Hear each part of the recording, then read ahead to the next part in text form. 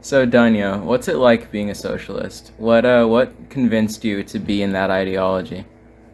Well, um, Oh I my god. have grown more and more distasteful for the democratic establishment of the United States because it's pretty easy to see, you know, how the the narratives from both sides of both political parties are just essentially trying to distract people from the fact that like the 1% and rich people it's distracting from the fact that we actually live in a plutocracy rather than a democracy. I would agree with that, And yeah. I Hello? think hello, I Hey think calc. that I think that socialism, where it's more focused on groups of workers and labor unions, like redistribution of wealth and land, that sounds like a pretty positive thing that should be beneficial for everyone. And I think it's better than the system we have now. And I Hold on. Let's do just, not. Dunya, I don't mean to interrupt you. Fucking Prince Dope, what's the topic today? We're just talking about politics in general with Dunya because he's got interesting political views and I want to unpack them. Okay. I'm just gonna throw this out here because I just took a fucking rabbit hole dive. You guys want to go over the fucking topic of MK Ultra? No, No, Okay, all right. I've already gone You over guys it are plenty of fucking nerds. times. I it literally just happens. read the entire congressional hearing to prove Dog, someone wrong. dude, fucking MK Ultra is just like, it happens. People died, fucking LSD and shit, kind of wild. just But like, the government has done so much worse shit than that. it's just an average day in the CIA. It kind of Dude, is. dude, but the funny thing was, I literally read the entire thing just to prove this dude wrong, and then he was still like, and that was like, obviously that's like the mainstream narrative. That's things that like people are, like everyone accepts actually happened, and he still was like denying, like, no, you're wrong, bro. Here's this document that was drafted 20 years later that said only 3 people were actually immorally wrong based off of investigation that happened 10 years prior to the congressional hearing, An and there was no investigation record keeping of that by the investigation. government? An Huh? investigation by the people who did it? No, there. So in '63 there was an inspectors general independent investigation of it, which again is still part of the fucking government. So Right? That's what I was gonna say. Like, yeah, it's still the people who did it. I don't know. People who sit there and look at like surface level like shit and just take it as like factual are so fucking brain dead. Anyways, let's get back to Dunya. So Dunya, so what kind of sparked your distaste of the two party system? Was it like a personal experience? Was it like you were you going through a rough Uh, time, or was it just like online I reading would. or I'd say a mixture of a lot of things because I've politically been all over the place, just throughout my life. I grew up in a fairly heavily conservative family, to put it mildly. But and then I just kind of considered myself a Democrat. I kind of agreed with some of the stuff, and then I was like, oh well, there's a lot of good things from, for example, the Democratic Socialist Party. Like, they were just advocating for things that I think that most people should have, like education, healthcare, all that fun stuff. But just seeing the back and forth in politics and the absolute refusal to change the status quo from either party, and the way that the narrative is manipulated to make people just completely forget about things, because apparently people have no critical thinking skills, kind of made me like I had already read like Marx and stuff, and it kind of pushed me in that direction. So I feel like peop there should be more organization of the working class, benefits so for communities.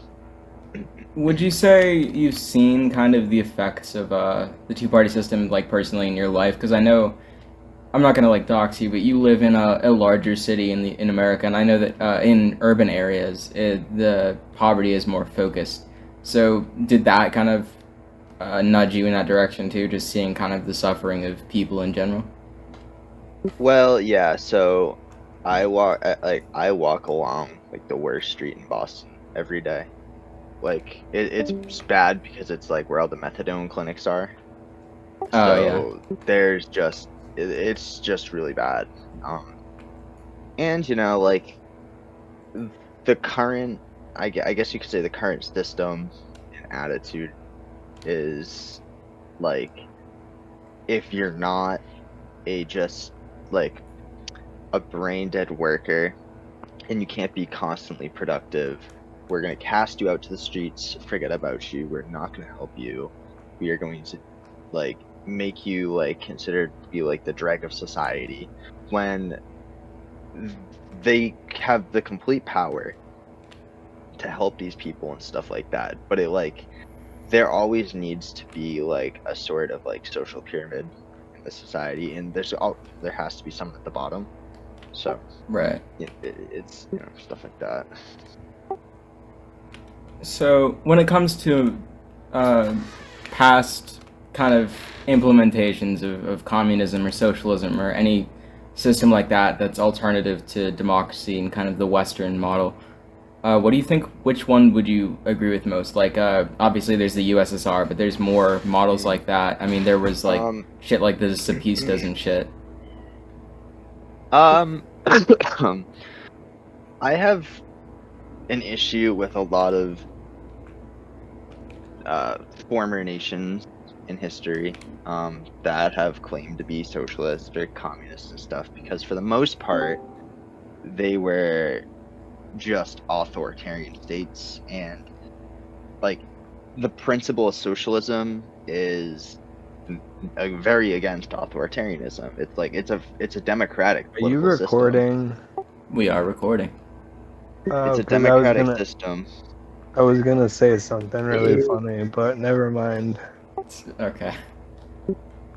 Anyway, yeah, no, I do agree that I think that a lot of the implementations of quote-unquote communism have kind of gone against the principles that even Marx laid out. Even though I really heavily disagree with Marx, I do think that at least I can give him the props of saying that I don't think that he intended something like the USSR to happen. Yeah, no, the theory is good. I mean, like, this is the biggest issue I have about debating leftist ideology with a lot of people, is they always go and point fingers at, like, oh, look at Venezuela, look at USSR. You know, the USSR, for example, had a plethora of issues, but at the same time, it did a lot of good things. For example, the poverty rate was high because of vast corruption, but at the same time, everyone was guaranteed one, a job, two, housing. It might not be the best housing, but it's better than freezing to death out in the cold. Right. I mean, yeah. I mean, I think that I would say in my view of the USSR is that I mean it's just there's trade-offs in any system. I think that like in capitalism you get a lot more freedom in like what job you get, and like where you go in life. You have more upward momentum ability, I guess, depending on where you live and what family you're raised in, et cetera, et cetera. But you do have more upward momentum ability. But you also have a lot more downward momentum chances. And I think in the USSR you have kind of more of a stagnant line forward, but you have less chance to like fail. And that's my view of it. It's basically just like, well, you're probably not going to freeze to death outside, but you're also not going to like succeed. Farm. Yeah, like you're probably going to be a factory worker. That's like the main probability is you're just going to be working in a steel factory for the rest of your life. Yeah, well, the Soviet Union did have like it's still like you could still choose what you wanted to do.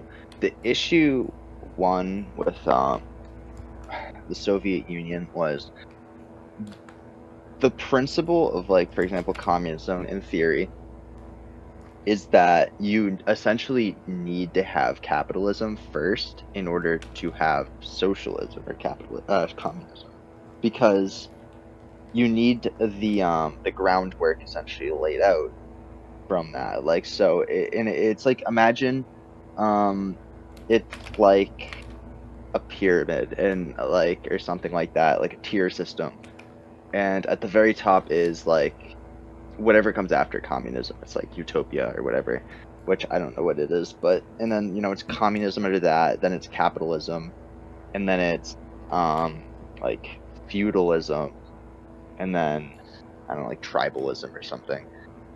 But essentially what happened in the Soviet Union was that they jumped from a feudal society straight into a capitalist society because during the Russian Revolution, everyone was still a serf. They were still bound to their land. It was unindustrialized, which also plays into a big factor why, like so many fucking people died in the Soviet Union early on from like genocides and stuff. Because of, like those 5-year plans to rapidly industrialize, let's, try and boost our economy by taking all of Ukraine's wheat and shipping it off and selling it to the world while they starve. So, Yeah. Big ol' Holodomor moment. Holodomor V2. Leaving and rejoining. Yeah, who the fuck is that? What? Is that John? Connie? Anyway, it doesn't matter. Yeah, no, I think that also there is something that I observe, which is that it does go the other way too, where communist societies have, it would be somewhat of a stretch to call some of these places I'm going to talk about communist, but for a moment, let's just suspend our disbelief. Some quote-unquote communist nations have kind of gone the other way and also turned just capitalist in the end. So I think that there's also a regression back into capitalism in this progression, like China, like for instance. In Vietnam, Yeah, so it's interesting. I think that, I don't know, I don't think that human beings kind of have the ability to form a system that works, honestly. So- That's my belief, is that we just we're not- don't have that ability. We're just not there yet, but it is possible. I think, like, how people say currently we are in late stage capitalism. Yeah. So I guess the premise behind that would be like, okay, we're in the later stage. Eventually, people are gonna realize how bad the capitalist system is. It's gonna be a while, because people they love the status quo, but eventually people are gonna get so fed up with it, and this or that'll happen, and people will be more accepting to go to the next stage. Well, my biggest issue with like communist ideology is, right, so when you sit there and you have a workers' revolution, it's inherently decentralized, because I mean there's no but it does eventually form into centralization. You had that with the Bolshevik Revolution. You have to have a face and a voice for the revolution to take traction. But that right there is the issue, is the centralization itself, because you have to sit there and establish the order. And then in order to establish the order, and you have to have maintenance of that order, so then essentially you'd have to have people ruling that order that are like Platonic philosopher kings until like all sort of capitalist influence is completely wiped out of it. Yeah, it's tricky because like obviously people will say that like, oh well, you can have like a workers' commune that will democratically elect a committee, and that committee will have a representative to a national assembly or something like that, But I agree, the biggest issue with leftist ideology is it's disorganized and decentralized.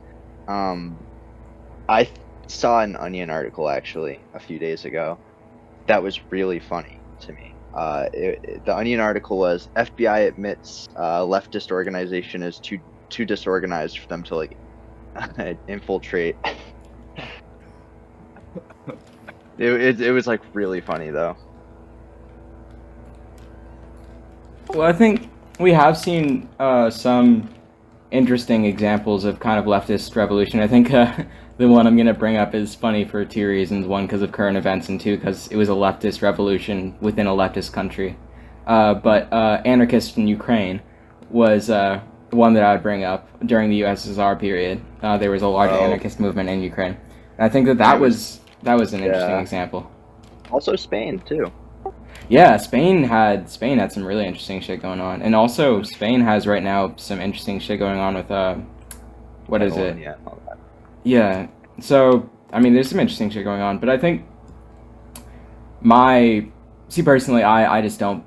I'm not a subscriber of most leftist ideologies just in general, but personally, with me and communism, I think that it just would not work because what you need is you need an organization of labor in general. You need something that all of that production power is going to. You need a state to organize all the labor into. I mean, you can have a million work, or you can have hundreds of millions of workers working and working and working all day. But I mean, if they're all just working for their individual companies or their individual plants, right? It's not accomplishing anything until it's all organized by a state. So you need a state to control it all. Well, so you say that there is an organization in a communist society. It's just I don't think I could be wrong. I'm not like an expert on theory here, but I think that even without a state, it has the ability to be organized. Because there can be people whose job it is to organize, and that's a worker at the same time as the, steel worker. And part of like a communist society is people will say like, oh well, things won't cost anything and stuff like that, but it'll kind of be like mutually giving things where they're needed. So like there'll always be stuff available because workers will be producing it and sending it out. Everything will kind of be shared. But don't you think that obviously, leads to corruption? Because the people who are producing things will end up eventually taking more than they need. I mean, we see greed is. I mean, you It's say human people, trait. It's communists human will trait. say, Now, yeah, I was gonna say, corruption, communists say, I mean, that humans are inherently corrupt. I don't know how we are going to, as a species, deal with that because I mean, like, sure, we might be able to Exactly. change as a species, but I don't know. I don't have the answers. So that's one of the biggest issues I see is that with a species as inherently greedy, and I think that greed is one of the reasons that capitalism is having as many issues as it does.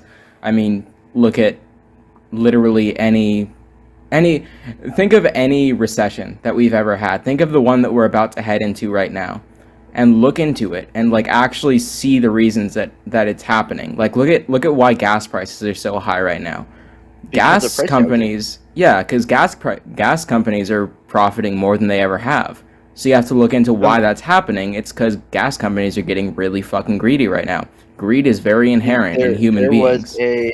There was a bill on the Senate floor to stop like gas companies from price gouging during like quote unquote like disasters and stuff. They struck it down. Like Right, yeah, of course like, they did. obviously they're gonna make it seem like they're trying to do something about it when they're all in on it, but they're gonna have that one villain who votes against it or whatever, Well, I mean, Nancy It's like, Pelosi's oh, profiting off of it, so of course they're not gonna... I mean, yeah, Nancy Pelosi's a fucking piece of shit. Joe Biden's a piece of shit. The entire Democratic Party is a piece of shit. The entire Republican Party are all pieces of shit. Right, I mean, and they're the same... They're pieces of shit They're for the same They're reasons. the same thing. So, They're just there to distract you. It's the illusion of free choice. There you so go. Dunya, Yeah, we can agree on I that. know, Dunya, I know you kind of said this before, but or you kind of touched on this before, but so would you think like, say we change the system to have like something more like what the European model has with 7 or 8 different political parties? Do you think that would help enact some sort of change? I think that more political parties would be better. I don't think that like the choice between liberal and conservative is good for America because the biggest issue and one of the big reasons actually that I've been more politically active in recent time is because the divide that the divide that they're artificially creating in society.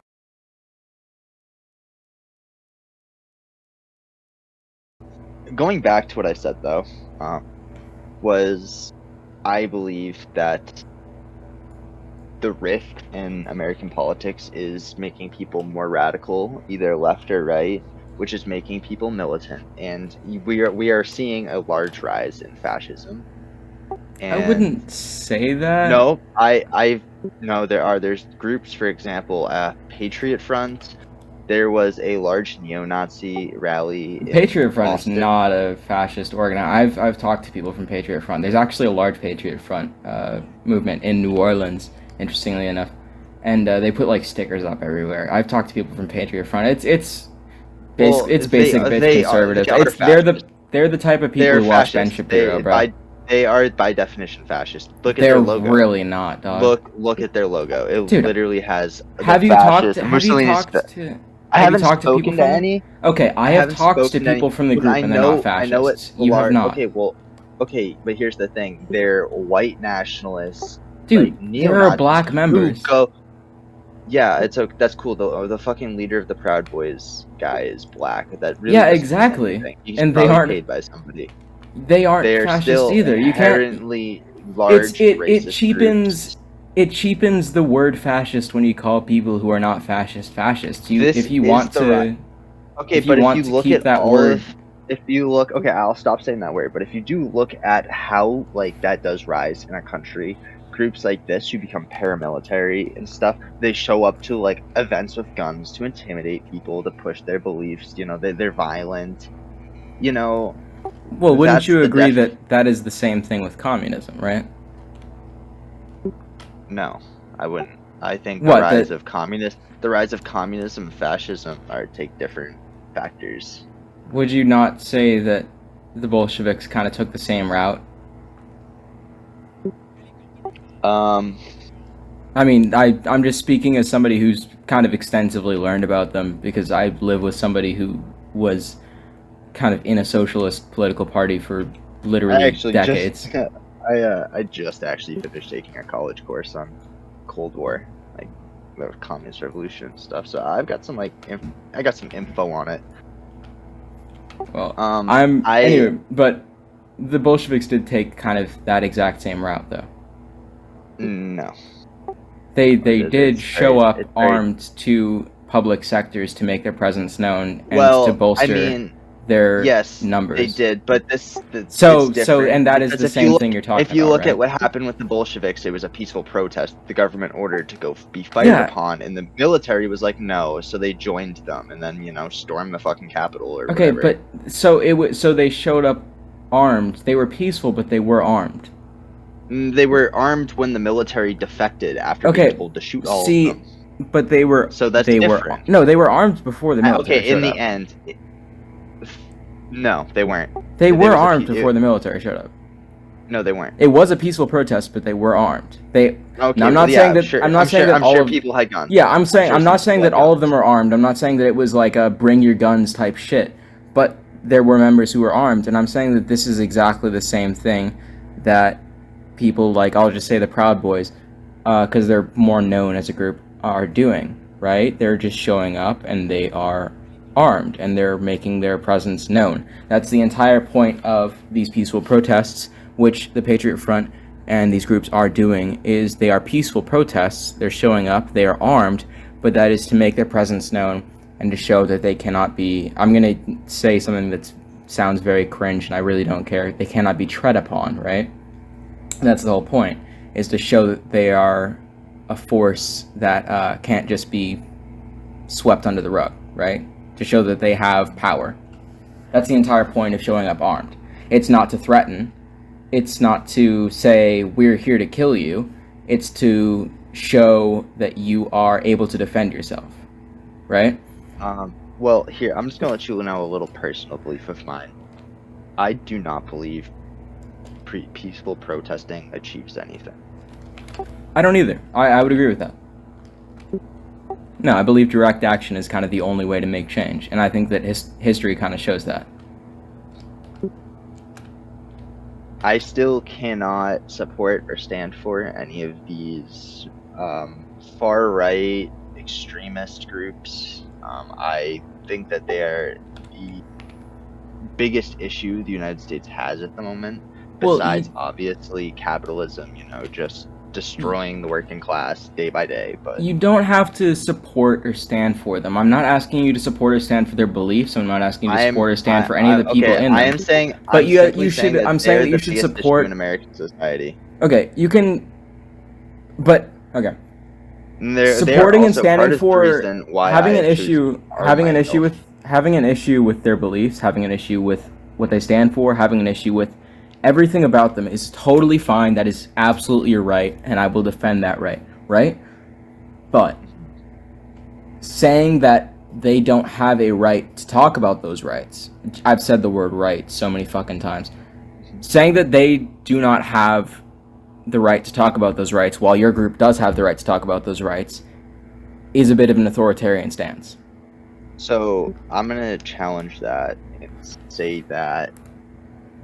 So are you saying, like, for example, the right to free speech, right? Right?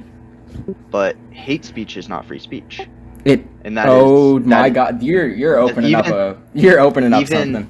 Hey, even the Supreme Court had, which Why which are you isn't, suddenly know- siding with the government when you've been No, talking about hating I'm- the government the listen, whole time? Do you only listen. side with the government when you like what the government's saying? I'm just simply saying that even the Supreme Court agrees with me, but I'm But just the Supreme pointing it Court out. also says that abortion isn't a stop human deflecting, right. Stop deflecting. Listen, hate speech is not free speech. Free But speech is not hate speech. It is. Because Everything, you're- any speech is free Okay. speech. That's my stance. My stance Okay, is that okay, literally well, anything you can say by definition, should be said. By definition, fine, but in no hate speech. Okay, should so not I'm going by the literal hate speech should definition. okay. I'm going by the Let literal it- definition of free speech. You are going by your opinion. By definition, then yes, that is free speech. But I don't believe that hate speech should be protected the same way that Okay. normal free speech is. That Can I ask you a non-hateful. question? Can I ask you a question? Sure. Who defines hate speech?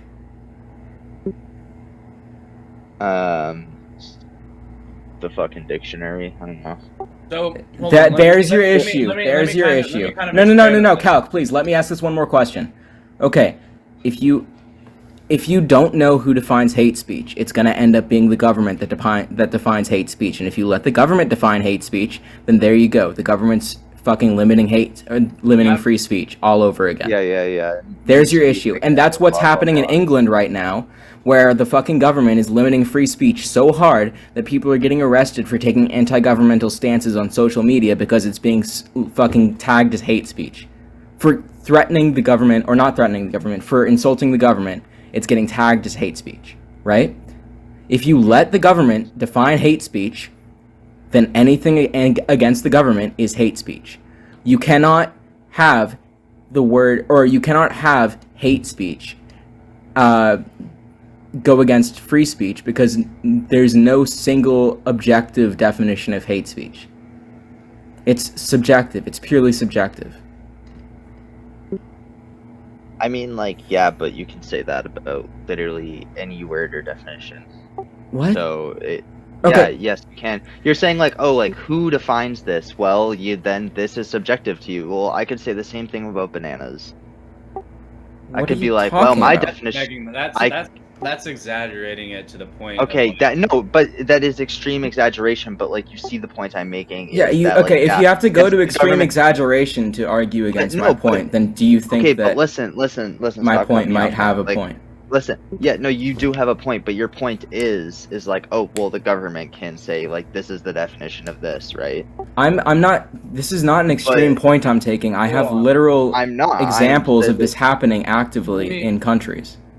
let me try to reword this here.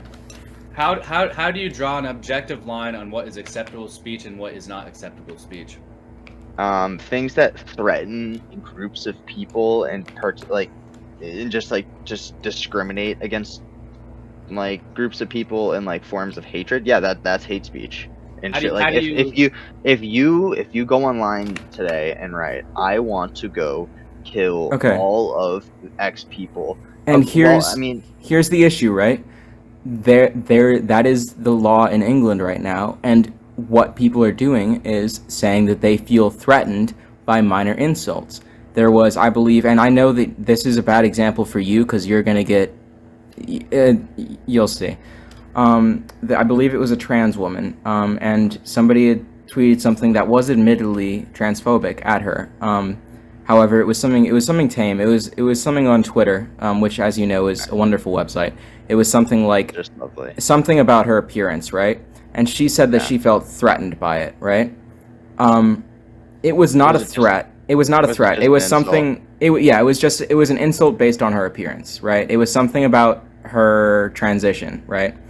And how it had turned out. He had commented on how it had turned out bad or whatever. She said she had felt threatened by it. The court agreed, and that man is in jail, right? Should he be Silly. in jail? No. But the court is who decides if he's in jail or not, right? You see the issue. Yeah, I see that issue. I don't know. I haven't looked into this at all, really. So, I've looked into can't really- I do a lot of looking into free speech issues. That's kind of my hobby, which is not good for my mental health. But being on the internet all day is not good for anyone's mental health. oh yeah, no, we can agree on that for sure. I've read enough bad takes on Twitter. Oh yeah, I stay off Twitter. I really just should have get to. off Twitter. I recently had to start telling people their opinions were wrong, and oh boy. Your And actually, opinion is most of it objectively wrong. Most of it has actually been on gun control issues because Oh, that's good. I believe under the working class should be disarmed under no pretext. And people on Twitter think that gun bad. Gun This bad, specific- gun bad. this- Texas, gun bad. AR-15 keyword Scary, trigger. scary gun, large gun, shoot lots. It's Yeah. terrifying how dumb people can be. You know, like it's just. People who have never shot a gun should not have opinion on gun control. I don't think that's necessarily the right line of thinking. I don't think it matters if you have shot a gun or not. I think you just should be more educated on like what's the real issue behind something rather than being reactionary. Like, Like mental like, health. yes, for like that's a huge one. Like why and what is causing people to get this like mental health crisis? Like for example, which Yeah. I will go all the way back and say it is capitalism. Which I wouldn't. I mean, I would agree somewhat that it's. I mean, it's I- related it's to a the bit- system, it's yeah. A bit of a stretch. It's a bit of a stretch, I guess, but like. It's no. I mean, I would. It's I would really- somewhat it's agree with the that. It's the complete society and system we have built around us that pushes certain people to, you know, do certain things, become mentally unwell, and then we refuse to help them, and then, well, you know. Well, I would say it's the reason I would somewhat agree with you that it's capitalism is because we have very poor healthcare in our society, and the reason that we do is because it's not there's no profit incentive to heal people, you know. So I think that's profit why. incentive destroys the society. Yeah. So no, but I think that mental health is a huge issue in this country, and I think that it's often ignored, and I think that people who think that we can just take away guns and then suddenly there will be no more mass atrocities should really look into shit like, you know, what happens in England with all the fucking stabbings and stuff. I mean, like, you can take away the Mentally unwell tools, people but will the do core mentally issue is still unwell there. things. Like, Yeah. It's just reactionary. Part of it is also what I was talking about earlier, is the manipulation of the narrative in order to distract people from certain things. Yeah. I mean, speaking as someone who's been in psych wards and jail, I mean, I've seen how creative people can be just to harm other people. So, like, I've seen some crazy Yeah. shit. So, Yeah, you no, can take away the I- tools, but you can't take away the motive. I agree. So, on a non-political point, how you guys doing? I'm chilling. I'm decent. Gonna eat some more salsa after this. Gonna have a nice time. Gonna listen to music all night, probably. Smoke a lot. I have to go back to my schoolworks.